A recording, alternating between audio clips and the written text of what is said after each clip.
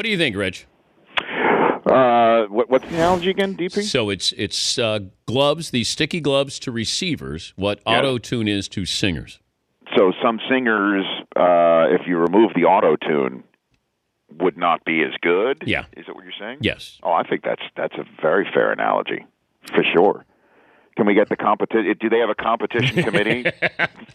On American Idol? Yeah, is there a Bill Polian type figure in that world that will come in and change the rule? All right. Possible? Where do you want to start?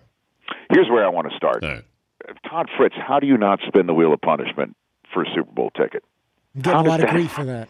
Come on, man. Dude, you got to be kidding. Now, is part of this concern that you're not going to be there for the Monday show in Los Angeles? Some of it is Some of it is the neurotic concern about a late night flight back for like 4 a.m. the next day when we do the show. What if, Todd, I could provide you the flight back to Los Angeles that night? That's something to consider. The other problem was... Is that a game changer? You know what? You would think it would be a game changer, but the one ticket and not being able to take my son or my wife... Wait, Fritzy. So you're going to pass on a ticket and a private plane back. Well, you had said that I would have I could just work from my hotel I said you didn't room have to go to work, which is even better. Whenever I get back, I can just do the show from the hotel in my socks and Bronco hat. Todd, this is not a vacuum. Okay, you can't have everything in a perfect world. I understand, here. But to wander around the stadium by myself and not have... What do you mean by yourself? There'll be 20, 30,000 fans in Broncos. You just pick somebody there in a Von Miller jersey and chat them up.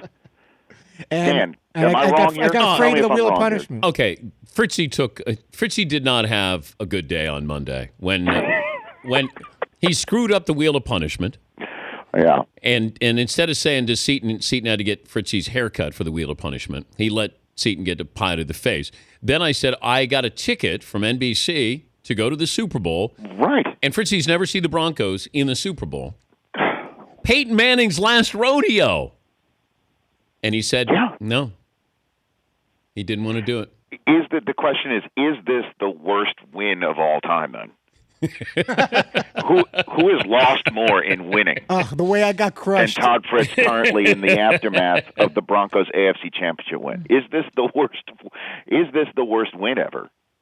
That's the question, I think, right now. For every one social media note I got that, hey, you did the right thing, watch it with friends or family, you don't need the one ticket. I must have gotten 50 of I cannot believe all you had to do was spin the wheel. Bad. Yeah.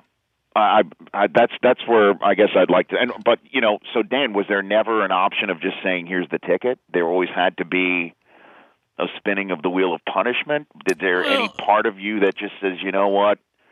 I don't think the wheel of punishment bothers him. I just don't think he wants to go alone. So if I said, "I'll take out the wheel of if I took out the wheel of punishment, Fritzy." Yeah. That would probably have changed things a lot, but probably have changed. I wish that my son or my wife would be in town, which is not. They live vicariously through you all the time. Okay, when you got Fritz got to stop talking like Ted Wells with the probably and the more probables and all of this business. Todd, spin the damn wheel, go to the game, fly back that night. You're at work Monday. You see it. You could tell your son all about it. Brock Osweiler, God bless him, is going to take you and your son to the Super Bowl in years from now, maybe multiple times. They've been 8 times. There's going to be 50 of these games. This is the 8th time they've come. Odds are, once in the next 9 Super Bowls, they're going back. Yes, for you to go. Yes, Eden. I don't know. I feel like since I just took a pie to the face, I feel like maybe this ship has sailed a little bit. Sorry, Fritzy. Yeah. All right. Ship sailed. That's it. Over. Ball game. Oh, my gosh. Yeah, we move on. How many times? By the way, this sounds like Susie and I parenting our kids. Like, this is the last time I'm going to count to 3. If I get to 3. Did your mom ever use this one when you say, "Mom, have you seen my glove?" No, but if I find it, I'll beat you with it. Like, did you ever? No, good Lord. Maybe it was just my mom, but if she found it, then she was going to beat me with it. Did your mom ever say something like that? But now I know where the wheel of punishment came from.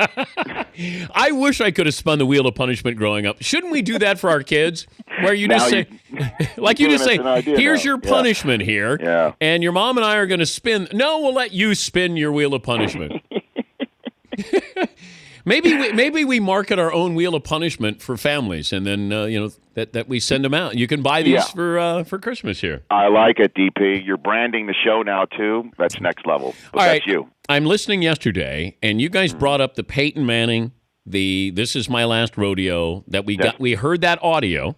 Yeah. And is that for public consumption? And I'm saying anything on the field is for public consumption because we've mic'd up everything, everyone. Microphones on an official, microphones on a player. So what Peyton Manning said is fair game for the media to dive into. Yeah, and NFL Films is, I don't think that's prying. I mean, but I guess, what's wrong with him saying this may be my last rodeo? I think, if I'm not mistaken, driving in, hearing your show, 90% of those voting on your poll, I don't even if you change the poll because it's such a blowout. Yeah. Think it's Peyton's last ride here. I mean, I think it's definitely his last game, and he's playing like it is. He's playing so relaxed. It looks like he's out there with house money. And how many times did he always, in his playoff runs, he wears it on his face? Yeah. The 9 one-and-dones of his career are always hanging over him when he takes, at least it's the way I always felt watching it, and rooting for him to not be one and done again for all heaven's sake, to be honest. And then he looks like he's playing with house money. Like, okay, I have this defense. Okay, I'm running an offense that's not mine. Really, it's a hybrid, but I'm just the caretaker here, and making sure that we're in the right plays because from the neck up, nobody's better than him, and that's the way they're winning games right now. And maybe the football gods say it is Peyton Manning's Super Bowl 50, the golden anniversary of the game. One of the Mount Rushmore quarterbacks wins it. I mean, if I'm a Carolina Panther fan, the intangibles concern me. Now, obviously, that may mean nothing when toe meets ball, but so I didn't think that was prying too much. Yeah. But imagine this: Elway could win again with a walk-off Super Bowl win with this. So Peyton walks off by choice, helps Elway. Elway walked off after winning the Super Bowl his second time. So this would help out Elway as he tries to move forward with that franchise here. Well, I think there's no doubt he's gonna. I mean, look, Brock Osweiler can walk. I mean, they can't tender him or anything like that. He wasn't a first-round draft choice, so he can walk. I mean, that's been part of the issue is how they handle it because over the last couple of weeks of the regular season, because he could sit there and say, look, I got you to the possibility of having the 1 seed, and you pulled me, and then you put Peyton Manning back in. I mean, he could take that thought. If I was Osweiler, I'd sit here and go, okay, well, hey, Denver wins, as I mentioned. This is their 8th Super Bowl. Elway's up there. Kubiak's not going to go anywhere. And what better fan base is there than Denver and place to live than Denver? Why would he go anywhere if this is going to be his franchise? That said, if I'm the Rams, maybe you say, hey, how'd you like to be the face of Los Angeles football? That might be something that gets thrown his way. But no doubt about it, the wooing of Brock Osweiler begins the minute the Super Bowl ends for Denver.